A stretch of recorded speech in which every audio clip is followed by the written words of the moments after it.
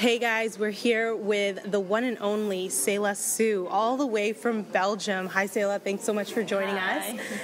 So welcome to Toronto. Is this your first time here? No, actually, it's funny. I started my tour here in Toronto as well, like 2 months ago, with the first show with Sheeran. It was exactly 2 months ago, yeah. Oh, and wow. now I'm ending it here with Allen Stone. Okay, awesome. So how do you like Toronto so far? I really love it. You know, I remember the first day we were here, we rent some bikes because we had a day off, and we just, you know, we ride it. What is it? Rode? Yeah. Yeah. You rode the bike, yeah. We rode all over Toronto, and it was really cool. Yeah. Okay, and obviously, you know, the traffic's crazy. So how did you manage that? I guess you're from Europe, so you're used to. I'm really used to it. Yeah, you know? It's exactly. always traffic. Yeah, it's always traffic. With us in Brussels, it's even more extreme, you know. So yeah. So as you said, you grew up in Belgium. Mm-hmm. What was that like, and how did that lead you to? I mean, I'm just curious as to how you developed a passion for the specific style you have, which is soul and R&B. Like, how did you get that? Yeah, you know, I think it went all so naturally. You know, I never took like training in singing, and I did 2 years of classical guitar because I wanted to learn an instrument, you know. Yeah. But the thing, you know, I believe, you know, it's all about the hearing. You know, I think I was into music when I was about 14. I discovered it, and I quickly developed a taste, you know, a strong taste, what I liked and what I didn't like. And it was like soul, raga, a bit R&B, hip hop. Now it's even jazz. You know, I love a lot of things. You never had it easy, I know, but I still remember you and what we used to say. So I say, this is my song for you, my friend. You can only see that I can hardly let things go. No, oh yeah. So listen to the sound of my voice. You better send him all my love. I think I just absorbed all the things I listened to, and then, you know, this kind of style came out. Yeah. Now, you're quite young, and a lot of your style of music, I would like to classify, it's not a modern style. I mean, this is something that's, I would say it's a more old school style of funk and soul and R&B.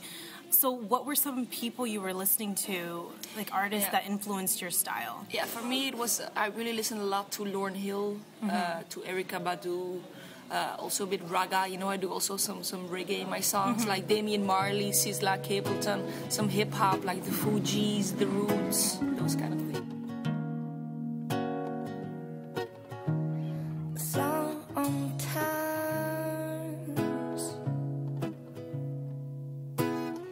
It's not that easy to understand. Oh yeah, I know. See,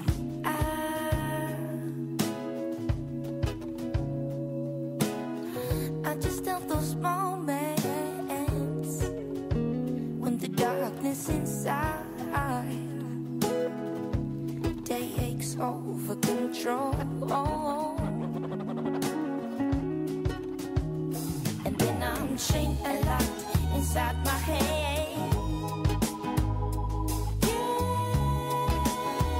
Yeah. But it won't never be the same again. After I say fire, fire. Everybody makes fun of it. It's funny, but you know, the thing is, we live in a time now which I really love. You know, the internet, I mean, it's all over, and social media and Facebook and television. You know, I discovered Lauryn Hill through the MTV Unplugged album on MTV, you know. So and through friends, and you know, you have access to all kinds of music all day, you know, so that's a good thing. And it also arrived in Belgium, you know. So, all the way there. All the way there. Okay, so you talk about social media. Now, from what I understand, you kind of got your start essentially through social media. You were posting songs that you were writing on MySpace. Yeah. So how did that happen? How did you get discovered? Yeah, well, the thing was, there was an artist in Belgium who saw me playing. It was in a little bar where a friend of mine worked, and I did there like one song. I only had one song, and he took me on tour, and he really, pushed me to write, you know, because I had to fill a half an hour of support. I was going to say he took you on tour with one song. No, exactly, no. So he pushed me, and I had like the pressure, and he also said, you know, he was really a bit of a manager kind of figure, and he said, you know, you have to put some things online. So I put 2 songs online, and then my French label, which is my, you know, European label, Because Music. They discovered me and they signed me, and then also Columbia Records here discovered me through internet. So. Perfect. So you can confidently say that it was a good thing you signed up for MySpace. I think so. Yeah, it worked out for you. That's why I'm a big fan of internet. You know? Yeah. So talking about your debut album, your self-entitled Selah Sue is the debut album here. You have a collaboration with CeeLo Green. Now he's quite a personality. What was it like working with him? It went all so smoothly, you know. He's an amazing artist, and it was such an honor that he wanted to do something with me, you know. So, but the thing is, that's also a good thing about, you know, internet again. You know, I recorded everything in Belgium. He recorded everything in LA, and we just sent it to each other, and we liked it, and that's the way it happened. You know? So, correct me if I'm wrong. Were you guys ever in a studio together in the flesh? Never. Oh wow! Yeah. Have you even met? Well, actually, we met like a half year after, when he had to play in the Netherlands, and then we met, and then he was really cool. And, you know.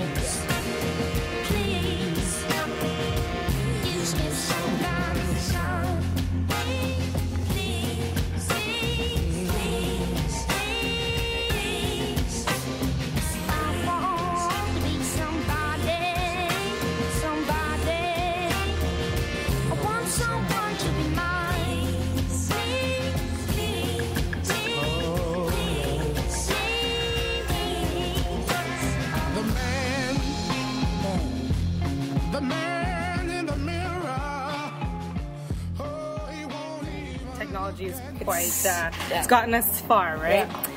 So you're obviously, you know, like I said, you started off in Belgium in social media, relatively unknown here in North America. So now you're on tour. You're currently touring with Allen Stone, who you're opening for tonight, and you said you were previously here with Ed Sheeran. Those guys, I mean, Ed Sheeran especially, he's kind of, I mean, he's blown up here in North America.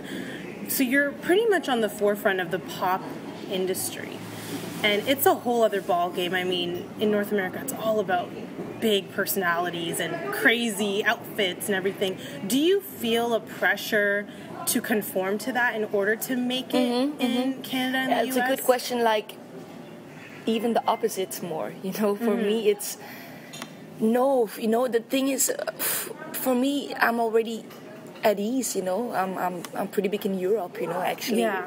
So this is all, but even in Europe, you know, if my next album is not going to be as a success as my first one, I really don't care for me, because, you know, I studied psychology because I wanted to become a psychologist. Everything that happens now is just like a present, and I enjoy it, and I hope I can do it for the rest of my life, making albums, you know. Yeah. And for that, you need to have a little success, but that's enough for me, you know. But if it all happens here as well, that would be really cool. But I don't feel no pressure at all to, you know, to sacrifice who I am, or to, you know, to how do you say that, to have like a balance.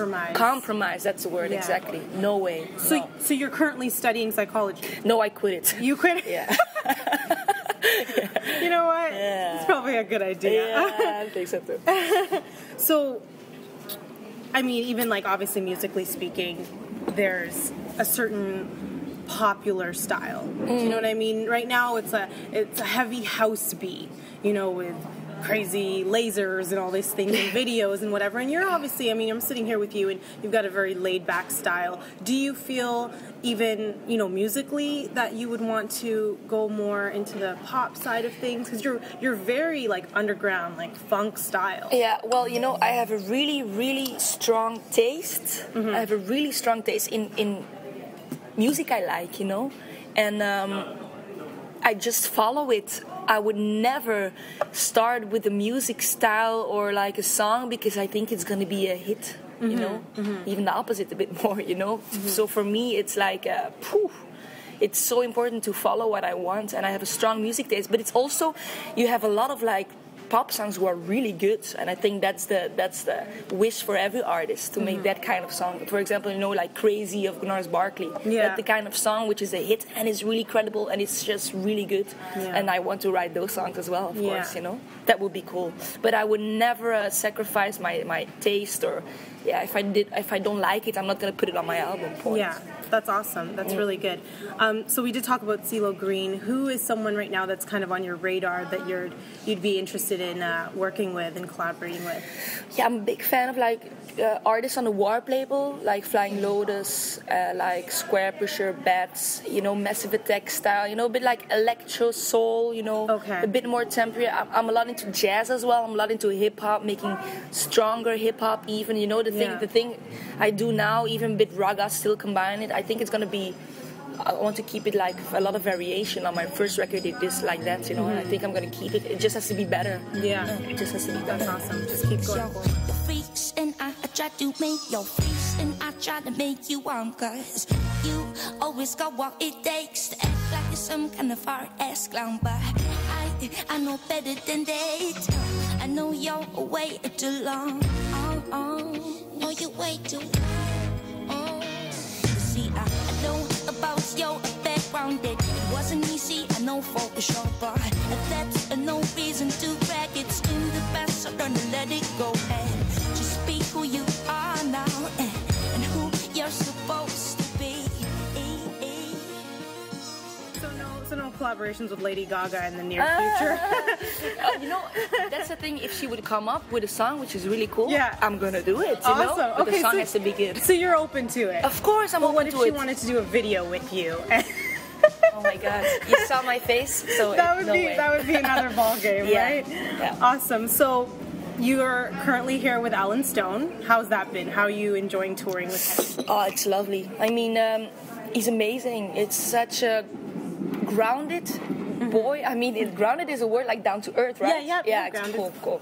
Yeah, he's like that. I mean, he's just such a cool guy, and that's the most important thing, you know. You just have to get along on the road, because, you know, what is success if you don't enjoy the whole trip, you know? And he's such really good and really cool and really kind, and, you know, everything you have to be to, you know, to work together and to have a good time together, you know. So Yeah, for sure. Now, obviously, you're very far from home. How is it, like, do you ever have your family on tour with you ever for anything? Or do they just kind of stay put and wait for you to come home? Yeah. Well, the thing is, I'm also really attached to my home base, you know. Yeah. And but that's why I could never. What Alan does is 4 months on tour and just never come home. That's something I won't do, you know, because I want to. Every month I want to get home to see them and to be with them, you know. Yeah. So I always have the you know, the preview. How do you say, like vooruitzicht, like the. You know, the idea that I'm going to back home soon, you know. Yeah. But I enjoy it a lot. But most of the time, you know, my band is with me, and then I just feel like family on tour, you know. It's really when I'm alone that it's a bit more difficult. Yeah. But still, it's such an amazing job, you know. Yeah. Now, you mentioned you went biking with Ed Sheeran. What else do you like to do when you're not touring or recording or working? Just on your downtime. Yeah. I love eating good. I love going on restaurants and cooking as well. Okay. I love food, you know. That's I think it's the joy of life in the end, you know. Joie de vivre. Yeah, exactly. Yeah. And then, you know, hang out with family and friends and cozy dinners, cozy drinks, and You just making said my music. favorite word. Cozy is my favorite word. Coziness. It's a great thing. Yeah. Awesome. So, Selah, just one last question. With your music and your life and everything that's kind of going on in your life, and obviously your career is on, you know, it is in forward momentum. What is it with your music and with your life? What message are you trying to send, and who are you trying to send it to? Well, you know, my whole first album, if you listen to the lyrics, is about one thing, and, you know, it's about learning to accept who you are, because for me that was the hardest thing I ever had to do. You know, I had an extremely rough puberty in, like, yeah, but it's true, you know. Didn't we all?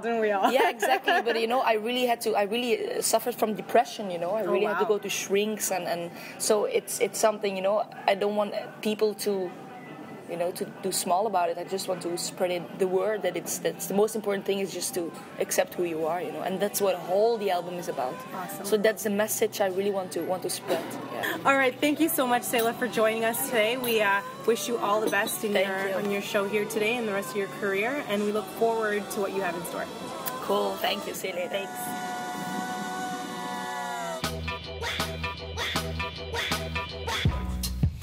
This world's at war, and I'm by myself. This world is dark. Wake up and get started. You feel alone. The world is hard. You feel the same. Wake up and get yourself together. BB Cinema, There's only way to face is bomber. BB Cinema, Gotta wake you up, gotta face is better. BB Cinema, There's only way to discover your